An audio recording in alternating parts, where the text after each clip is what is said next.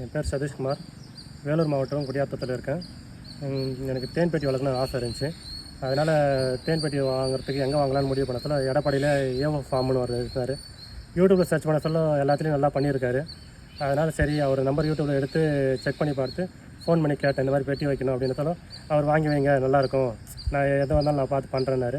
சரி, அதுக்கப்புறம் கேட்டதுக்கு உடனே வந்தான். ஃபோன் பண்ணி சொன்னதில் ஒரு வாரத்தில் வந்து கொடுத்ததுமே பெட்டி வச்சு இது பண்ண சொல்ல எப்படி செக் பண்ணணும் அப்படின்னு ஃபோன் பண்ணி கேட்க சொல்ல உடனே ரெஸ்பாண்ட் பண்ணார். பண்ணிட்டு எதனா டவுட்டாக இருந்தால் வாட்ஸ்அப்பில் ஃபோட்டோ பிடிச்சி அனுப்ப சொல்ல கிளியரும் பண்ணி கொடுத்தாரு.